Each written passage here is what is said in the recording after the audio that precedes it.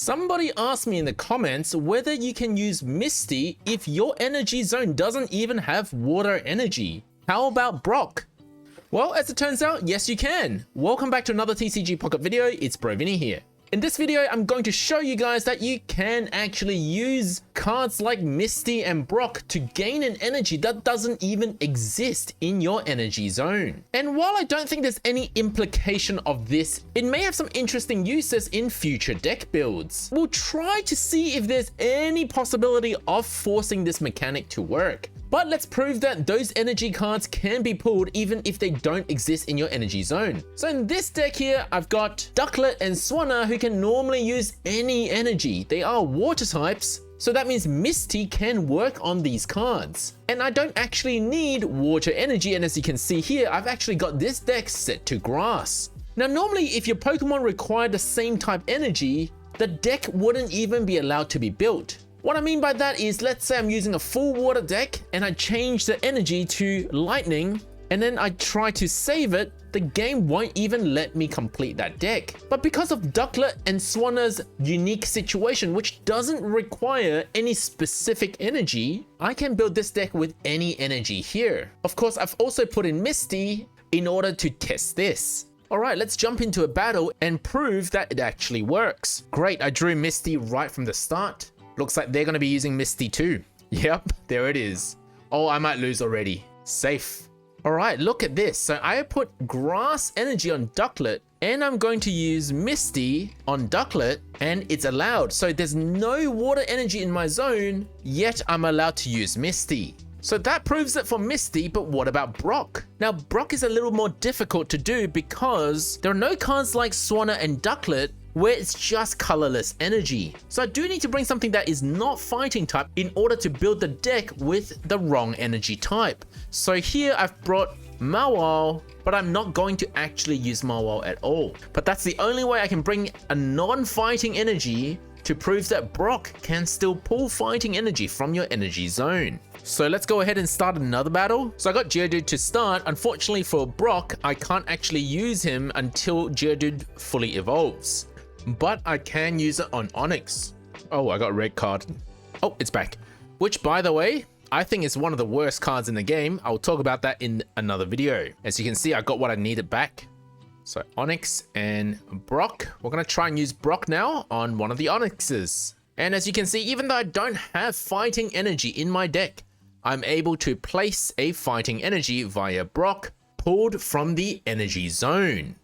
While it's not possible to use Onyx with only 2 Brock because Onyx requires 3 fighting energy, in these situations, it is possible to use Golem because Golem requires 3 colorless energy and only 1 fighting energy. In other words, you can actually use 2 Golem in your deck and have no fighting energy from the energy zone, have Brock supply the fighting energy and still be able to fully execute Golem. In fact, during this recording, when I was making this video, I was actually able to beat the AI in expert mode using Golem with no fighting energy from my energy zone. All of it were from Brock. And as you can see, there was my victory. So what does that mean? It means if you're building a mixed type deck, so maybe steel and fighting, you don't actually need to bring fighting energy, you just need to bring steel energy if you wanted to use Brock.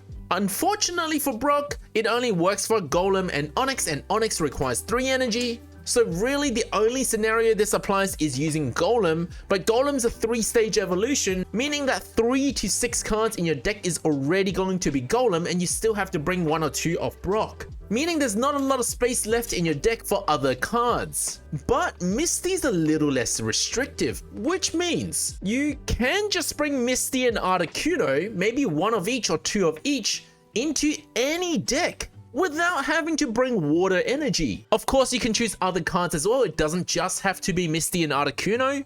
Swanna is the only one that only has colorless energy in water types right now. But is there anything else in water types that use more colorless than they use water energy? Blastoise will be real difficult because you need to guarantee at least 2 water energy to use his strongest move. Bruxish is actually viable since it's a basic Pokemon only, doesn't evolve, and has the potential to do 70 damage. Dugong's not going to work because you're unlikely going to get 3 water energy from Misty. Plus is also on the high end for water energy. Froakie is an interesting one because Froakie is purely colorless and it only requires 1 energy until it becomes Greninja, so if you bring 2 Misties in your deck, you have a fair chance to get a water energy for your Greninja. But besides that, Greninja is mainly used from the bench to do the 20 chip damage. The main downside would be that it's a 3-stage evolution, so there's more hurdles for it to work. But you can just build a completely different energy deck and bring Greninja for both its ability and bring Misty for its attack. Gyarados is probably not going to work, requiring 4 water energies. Lapras is interesting, it requires 1 water energy, but if you're lucky and roll 4, then it will do 90 damage. Omastar could work, and it's a rather annoying card to play against, but unfortunately, during its Omanite stage, it does require water energy, so you can't really attack until you pull a Misty and flip head. Poliwrath could work, just needing 1 water energy from Misty, and its pre-evolutions are completely colorless. Plus, it's got an ability that passively does damage if your opponent attacks Poliwrath. Psyduck is interesting. You can use it as a way to halt your opponents from using supporter cards, even without water energy. And if you happen to get 2 water energies from Misty, then it can also do damage upon evolution. Seeking could also work, but not only do you have to flip heads on Misty, you also have to not flip tails when it attacks. Frostmoth can work. Its basic Pokemon is colorless, and on evolution it just needs 1 water energy. Since there aren't many cards that can do a sleep status, this could be a strategy. Tentacruel could also work with only 1 water energy required and a colorless energy, able to provide poison. It'll be interesting to run an EV deck where you bring Misty if it evolves into a Vaporeon, and then not run Misty if you're evolving it into something else. And Vaporeon only requires 1 water energy from Misty. The problem with this though is that you do need to evolve it first in order to use Misty, because Eevee can't be used with Misty being not a water type. Side note, if you're ever thinking about running an EV deck with different evolutions, unfortunately right now, even though there are several different EV arts, you can still only bring 2 of Eevee.